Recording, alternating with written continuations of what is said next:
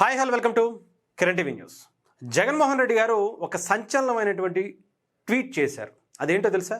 రీసెంట్గా రాజమండ్రిలో జరిగినటువంటి ఒక మెడికల్ విద్యార్థి మరణం గురించి మనందరికీ తెలిసిందే. 3వ తారీఖు జరిగినటువంటి ఆ కిరాతకమైనటువంటి ఒక యాక్సిడెంటు నిన్న ఆమె ప్రాణాలు కూడా మొత్తానికి తీసేసినటువంటి పరిస్థితి అయింది. నిన్నటి వరకు ఆమె ప్రాణాలతో పోరాడింది, బ్రెయిన్ డెడ్ అయింది, నిన్న చనిపోయింది అని కూడా డిక్లేర్ చేశారు. అయితే దీనికి సంబంధించి జగన్మోహన్ రెడ్డి గారు స్పందిస్తూ ఎవరైతే చనిపోయినటువంటి కుటుంబానికి కాకుండా చంపేసినటువంటి కుటుంబానికి మద్దతుగా నిలబడ్డారని నాకైతే అనిపిస్తుంది. ఎందుకంటే ఆయన ఆయన ఆయన ఆయన నిర్ణయాలు కావచ్చు, ఆయన సిద్ధాంతాలు కావచ్చు, ఆ రకంగానే కనిపిస్తాయి. ఎందుకు ఇది మాట్లాడుతున్నాను అనేది మీకు ఒక్కసారి వివరాల్లోకి వెళ్తాను. ఆ తర్వాత మీరే దాన్ని ఎలా అర్థం చేసుకుంటారు, నిజంగానే ఎవరి పక్షాన జగన్మోహన్ రెడ్డి గారు నిలబడుతున్నారు అనేది మీకు అర్థమవుతుంది. ఒకసారి వినండి. ఇదిగోండి, నిన్న జగన్మోహన్ రెడ్డి గారు చేసినటువంటి ట్వీట్ ఇది. రాజమండ్రిలో మెడికల్ పీజీ విద్యార్థిని డాక్టర్ ప్రియాంక మృతి నన్ను తీవ్రంగా కలిచివేసింది. తల్లిదండ్రులు ఎన్నో త్యాగాలు చేసి అనేక కష్టాలను ఎదుర్కొని ప్రియాంకను డాక్టర్ చేశారు. ఎండీ చదువులు కూడా చదివిస్తున్నారు. తమ కుమార్తె ప్రయోజకురాలై 10 మందికి వైద్యం సేవలు అందించాలనే స్థాయికి ఎదిగిందని సంతోషంతో ఆ తల్లిదండ్రులకు లేకుండా పోయింది. సరే, ఇది ఆయన కొంచెం ఎమోషనల్గా రాశాడు. ఆ తల్లిదండ్రుల కోసం బాగానే ఉంది. డాక్టర్ ప్రియాంక కేసులో ప్రభుత్వం వ్యవస్థలు పోలీసు యంత్రాంగం నిర్వీర్యమైపోయాయని తీరును మరోసారి బయటపడింది. కేవలం ప్రతిపక్షం మీద, ప్రశ్నించే వారి మీద, తప్పులు ఎత్తి చూపుతున్నటువంటి వారి మీద రెడ్ బుక్ రాజ్యాంగంతో చట్టాన్ని చేతిలోకి తీసుకుంటూ రాజ్యాంగాన్ని ఉల్లంఘిస్తున్న విచ్చలవిడిగా అధికార దుర్వినియోగంతో చెలరేగిపోతున్న తీరు ఒకవైపు చూస్తుంటే, మరోవైపు ఇలాంటి సామాన్యుల సంబంధించినటువంటి కేసుల విషయాల్లో చట్టపరంగా ఆయన రాసుకొచ్చారు ఇదంతా కూడా. సరే, దానికి ఏం సంబంధం? దీంట్లో ఆయన బాధిత కుటుంబానికి అంటే ప్రియాంక కుటుంబానికి అంటే మద్దతుగానే పలికారు కదా, లేదంటే అటు ఆంధ్రప్రదేశ్ ప్రభుత్వం మీద తీవ్రంగానే ఆయన విమర్శలు ఎక్కువ పెట్టారు కదా అని అనిపించవచ్చు. అయితే ఎందుకు నేను ఇంకొక ట్వీట్ కూడా రీసెంట్గా జగన్మోహన్ రెడ్డి గారు గత కొన్ని రోజుల క్రితమే చెప్పాలంటే, ఈ నెలలోనే చెప్పాలంటే మొన్న జూలై నెలలోనే చేసినటువంటి ఇంకొక ట్వీట్ గురించి చెప్తా. ఇదిగోండి, జూలై 22వ తారీఖు అంటే దాదాపు ఒక 15-20 రోజుల గ్యాప్లోనే ఈ ట్వీట్ చూడొచ్చు. ఒక రోడ్డు ప్రమాదాన్ని కూడా రాజకీయ కక్ష సాధింపు కోసం ఆయుధంగా మార్చుకునేటువంటి స్థాయికి చంద్రబాబు నాయుడు గారి ప్రభుత్వం దిగజారిపోయింది.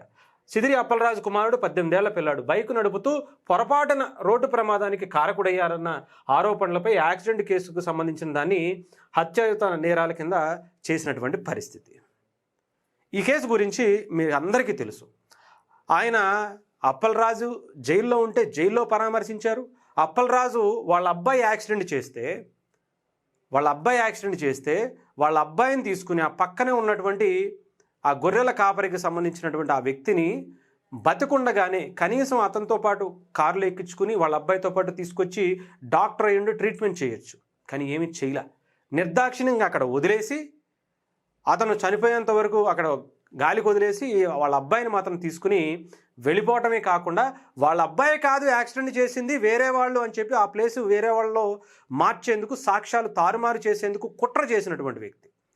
అతని కోసం అంటే ఎవరైనా చెప్పండి, ఎవరైనా కానీ తప్పు చేస్తే అతను ప్రజాప్రతినిధిగా ఉండుంటే, అతను డాక్టర్గా మంచి సేవలు అందిస్తూ గొప్ప వ్యక్తి అయి ఉండుంటే ఆ వ్యక్తిని హాస్పిటల్లో జాయిన్ చేయాలిగా.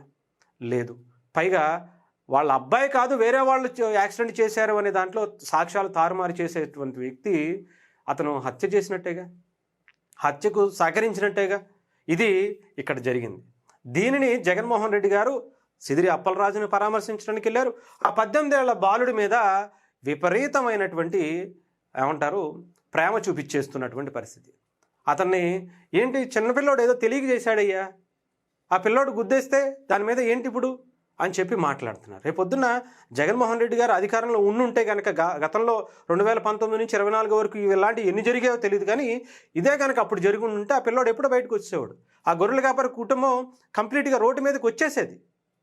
ఆయన మొన్న కూడా గొర్రెల కాపరి కుటుంబాన్ని ఎప్పుడు పరామర్శించలా. సిదిరి అప్పలరాజు ఆ కుటుంబాన్ని మాత్రం ఆయన జైల్లో ఉంటే కూడా పరామర్శించి వచ్చినటువంటి గొప్ప సంస్కృతి కలిగినటువంటి వ్యక్తి. మరి ఇప్పుడు ఈ కేసుకు సంబంధించినటువంటి దీని మీద మరి ఈయన ఎందుకు బాధిత కుటుంబానికి సపోర్ట్ చేస్తున్నారు చెప్పండి? అక్కడ అరెస్ట్ చేస్తేనేమో అది తప్పు అంటారు, ఇక్కడ అరెస్ట్ చేసి లోపల జైల్లోకి వేస్తేనేమో ఇది తప్పు అంటారు. ఎవరైనా సరే ఎవరైతే ఆ యాక్సిడెంట్ చేశారో దాన్ని తీసుకెళ్ళి లోపలేస్తే అదేమో తప్పు, ఇదేమో రైట్ అంట. అదేంటో నాకు అర్థం అవట్లా.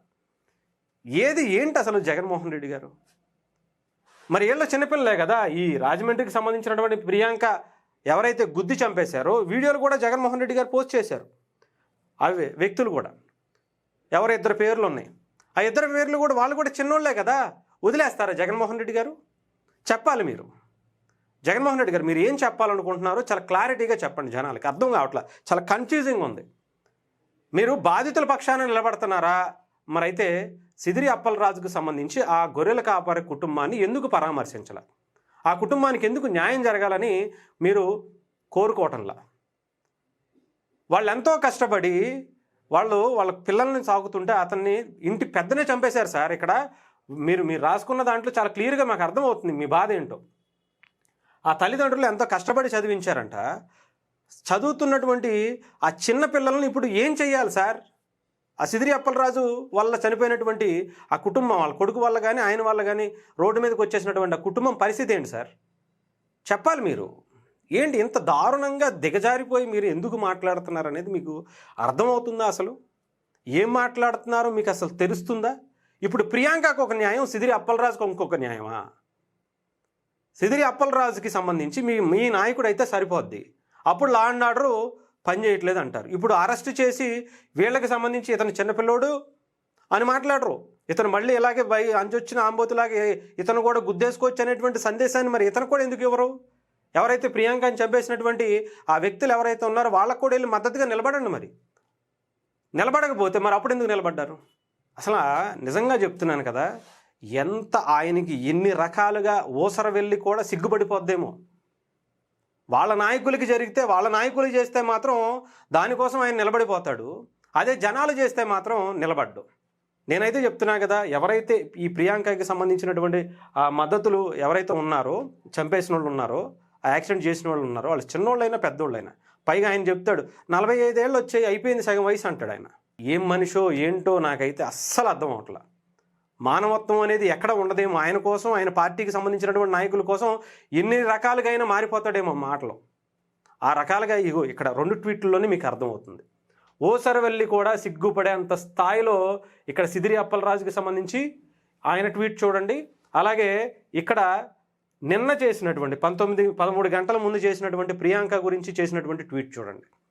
వీళ్ళ బాధితుల పక్షాన నిలబడేది, బాధితుల పక్షాన పోరాడేది, ప్రజలకి సేవ చేయాలనుకునేది, ఎవరి కోసం పార్టీ నడుపుతున్నారో మీరు ఒక్కసారి ఆలోచించుకోవాల్సినటువంటి టైం అయితే జగన్మోహన్ రెడ్డి గారికి వచ్చింది. ప్రజలకు కూడా ముందు తెలియాలి ఎలాంటి వ్యక్తులు ఏం చేస్తున్నారు అనేది ఒకసారి చూసుకోండి. వాళ్ళ నాయకుడు యాక్సిడెంట్ చేసి చంపేస్తేనేమో వాళ్ళదే కరెక్ట్ అంటారు. ఇక్కడ వేరే వ్యక్తులు యాక్సిడెంట్ చేసి చంపేస్తే చనిపోయినటువంటి వాళ్ళని ఏం సపోర్ట్ చేసుకుంటూ ఇక్కడ చంపేసినటువంటి వీళ్ళని మాత్రం అరెస్ట్ చేయాలి, లోపలేయాలి. అరెస్ట్ చేశారు, లోపలేశారు, అంతా జరుగుతుంది కూడా. దాని మీద మాత్రం రాజకీయం చేస్తారు. ఏమో గొప్ప మనిషి అండి. ఆంధ్రప్రదేశ్కి మాత్రమే దొరికాడు ఈయన.